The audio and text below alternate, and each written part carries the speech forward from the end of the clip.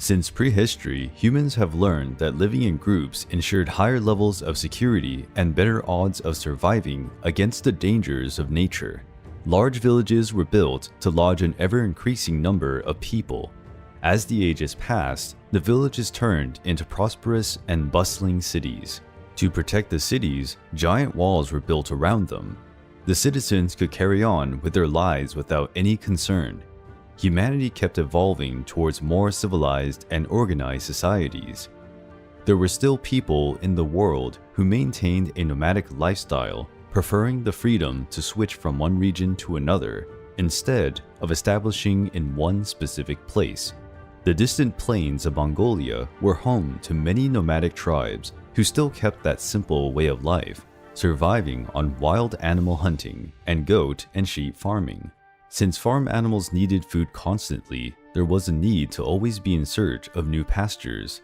For that reason, the Mongols did not have established houses. The solution was to create camps capable of being disassembled and taken in wooden wagons, allowing an entire tribe to travel together with the herd to more fertile places. Life was not easy under those conditions. One family needed to share a tight space inside huts called yurts, built with a wooden structure and covered by a tent of felt or wool. Some larger tribes even occupied large portions of land with their huts, creating a prominence amid the hills. The tribes were commanded by tribal chiefs known as Khans, responsible for deciding political and military matters. To help them travel long distances, the nomadic tribes specialized in the domestication of wild horses.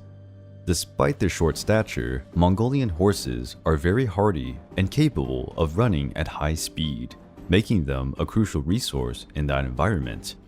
Horses were so important that the wealth of a tribal chief was measured by how many animals he kept. The Mongolian plains are hit by strong winds, and the days are almost always cold. But with the arrival of winter, the living conditions became really difficult. Those plains were also filled with groups of thieves and renegades who attacked the flocks to steal animals. They even invaded smaller camps in search of valuables or to kidnap women. The constant need for land for their herds incited rivalries between the Mongolian tribes, who often solved their differences with brutal fighting. Other nomadic peoples, like the Tatars, also made violent incursions against the Mongolian camps. For the Mongols, life was filled with challenges and uncertainty. To the powerful Chinese kingdoms, the Mongols were nothing more than pure savages who attacked caravans and small border villages, but were never seen as a real threat. For centuries, the Chinese dynasties tried to keep the tribes of Mongolia fighting each other, paying cash or goods to hire and bribe the local leaders. This ensured that they remained rivals. The Jin dynasty greatly hindered the development of the Mongols, since the borders were always threatened by the expansion of tribes. The Mongols seemed destined to live in mediocrity and forever in the shadow of stronger kingdoms. But in 1206, a man named Temujin used his fierce determination to win the right to be called the Genghis Khan, which can be translated as the Great Khan. Genghis Khan launched a campaign to unify the tribes. Those who refused to join him were put to the sword. Gathering a large number of warriors, Genghis Khan marched towards the proud Chinese cities. At that time, China was not a unified kingdom. It was divided by three great dynasties. The Tangut dynasty controlled the northern portion of Chinese territory. The Jin dynasty was located in the northeast, while the Song dynasty dominated the southern part of China. The Tanguts were the first target of the Mongols. Their territory was closer to Mongolia, and not all their cities had walls. The Mongols had no siege weapons and did not know the technology to build them, which made the walled cities extremely difficult targets to attack. But the Mongols had an advantage: time. They surrounded the cities and set up their traditional camps, just as they did for many generations. Chinese citizens no longer could go out to look after the crops or get any other source of food. The Mongols, on the other hand, had their flocks to ensure their livelihood.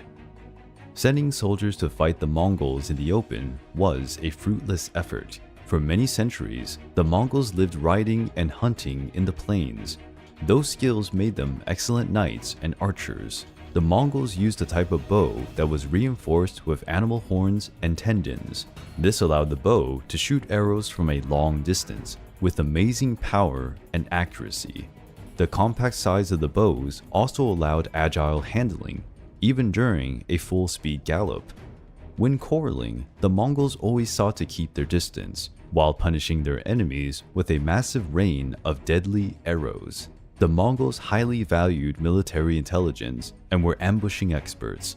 One of the strategies most used by the Mongol warriors was to pretend to be retreating when attacked by large infantry or heavy cavalry.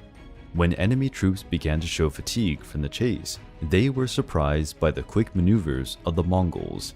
The Mongols managed to control their horses using only their knees, leaving their hands free to handle weapons. This strategy allowed the Mongols to defeat more numerous and better equipped armies. But if it were necessary to fight closer combat, the Mongolian warriors could fight with great ferocity. The Mongol archers were known as Mangudai. They were trained from childhood to fight. These men spent so much time riding their horses that many developed problems with their leg joints. For the Mongols, no matter whether it would take weeks or months, the besieged cities would starve and be forced to surrender. The Mongols transformed the precious city walls into great traps to be used against civilized peoples. Nevertheless, the waiting always irritated the powerful Genghis Khan. He went on to completely shatter the cities that would not agree to submit to his army, maybe because they were subjected to a difficult and hostile life, or out of contempt for civilized peoples. The Mongols showed no mercy to their enemies. Taking prisoners was seen as something useless by the Mongols. They had no prisons and would have to feed more people. It was an unnecessary problem. It is estimated that about 30 million people lost their lives during the Mongol invasions in China. Cities were plundered and reduced to ashes, leaving a trail of devastation everywhere. Mongol cruelty was not just savagery, it was a form of psychological terror against their enemies. After all, if the population of an entire city was decimated for resisting an attack, in all likelihood, the next city would end up encountering the same bitter fate and would surrender without putting up a fight. But the Mongols were also practical, and they knew how to adapt quickly. They always tried to keep alive the Chinese noblemen and those with useful skills such as carpenters, cartographers, blacksmiths, and cooks. And, with the help of Chinese engineers, the Mongols built siege weapons, which made the process of conquering cities faster. Even the great city of Beijing, with its 12-meter-high wall, failed to withstand the siege of the Mongols. The success of Genghis Khan's achievements brought even more warriors to join the army. The Mongols occupied a huge share of land with their camps. Some Chinese cities were spared as long as they accepted to pay a monthly tribute to the Mongols. The tribute was paid in gold and silver, high-quality wood, and precious silk rolls.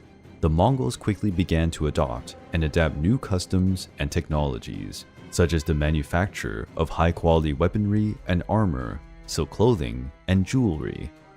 Even the horses used by the elite Mongolian warriors became equipped with iron-plated armor.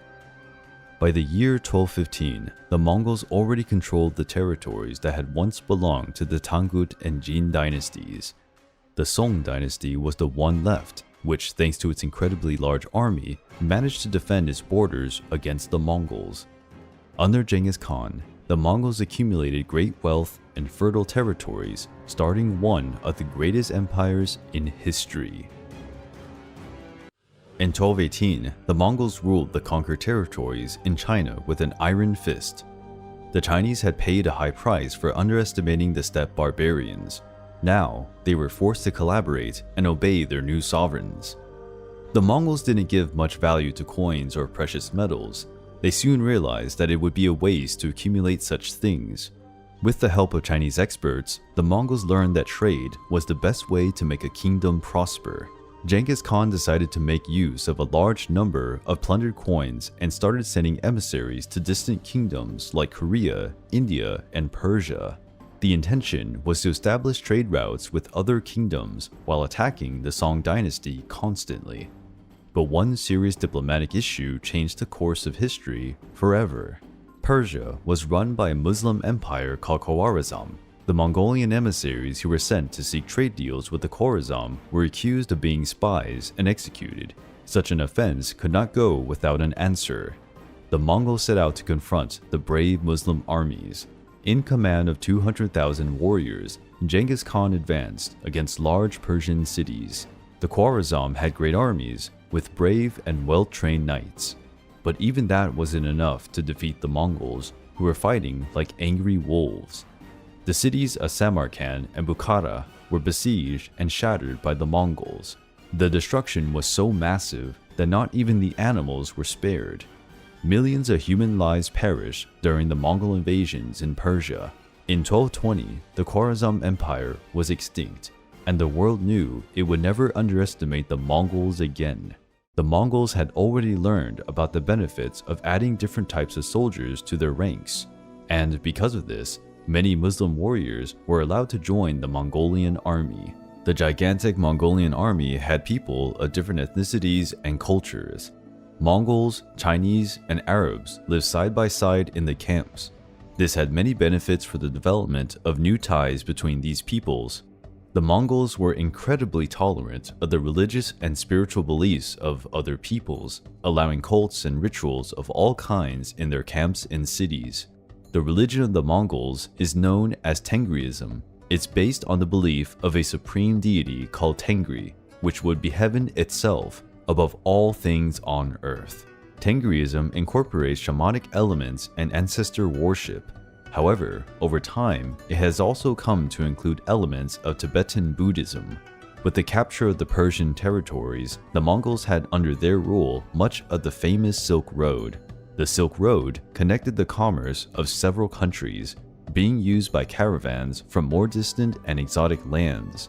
It is where the most valuable goods of the time passed through. The Mongols did not forgive thieves. They kept relentlessly going after those who dared to commit crimes in their territories.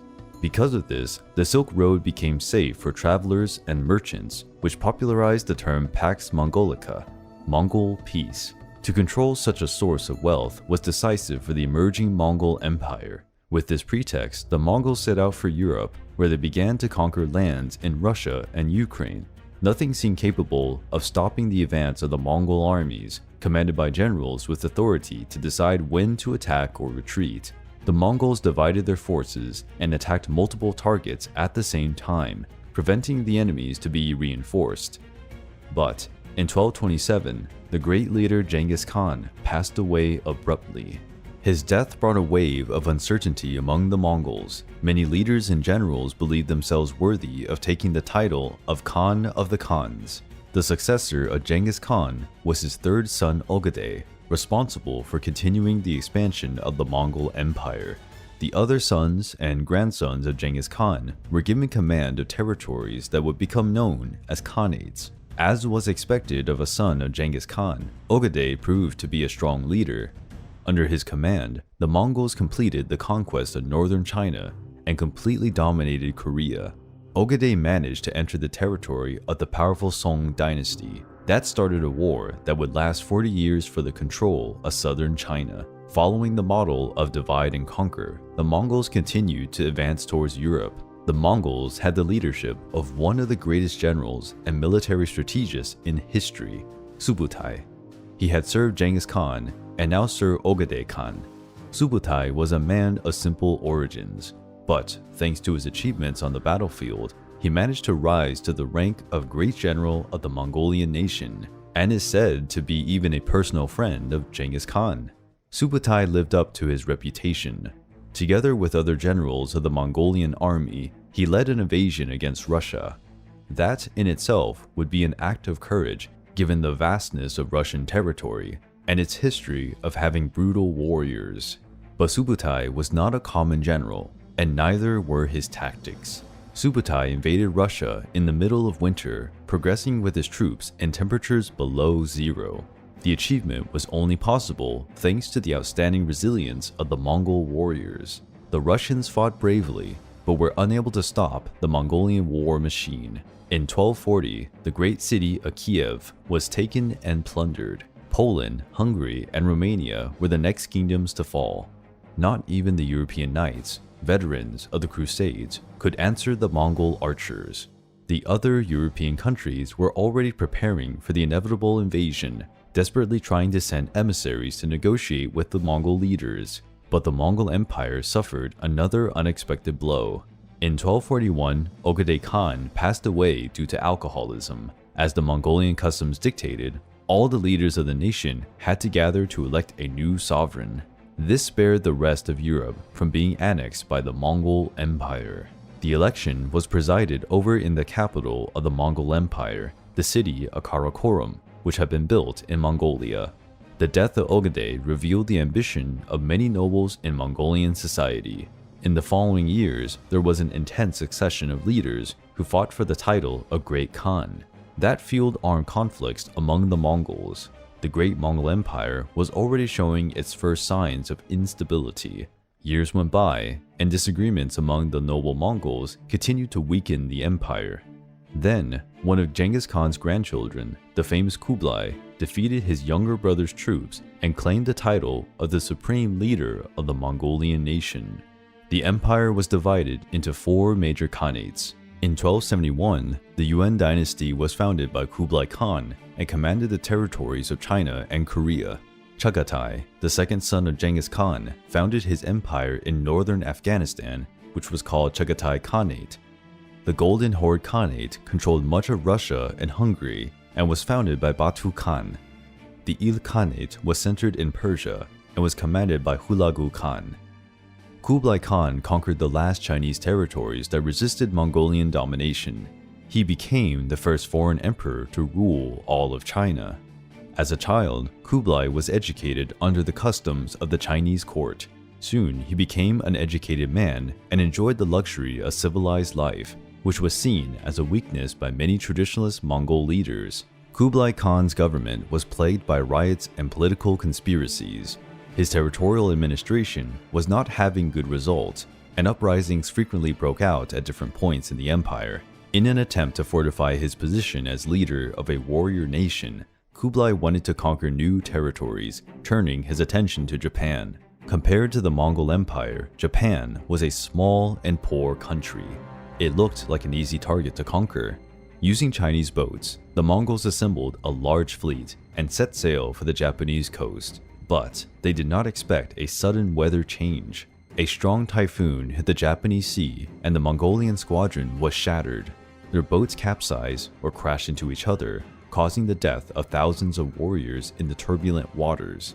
The Japanese baptized those strong winds of kamikaze, the divine wind. They considered that only divine intervention could protect Japan from being enslaved by the Mongols. In 1281, the Mongols crossed the sea yet again to attack Japan. This time, however, the Japanese navy was prepared and managed to block their progress. The few Mongol ships that arrived on Japanese beaches did not have enough warriors to defeat the samurai.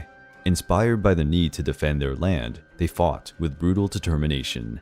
Kublai's reign suffered a major hit after the disastrous attacks against Japan. Slowly, the Mongol Empire began to crumble. The lack of an organized leadership opened space for revolts and the emergence of new kingdoms, which started to expel the Mongols from their old lands. The Mongol Empire officially lasted until 1368, when it finally dissolved. Most Mongols returned to their homeland as nomads. Even nowadays, there are still many people who lead a simple life in the Mongolian steppes. But their stories will always keep alive the pride of their ancestors, preserving the legacy of having one day covered the sun with their arrows and made the earth tremble under the hooves of their horses.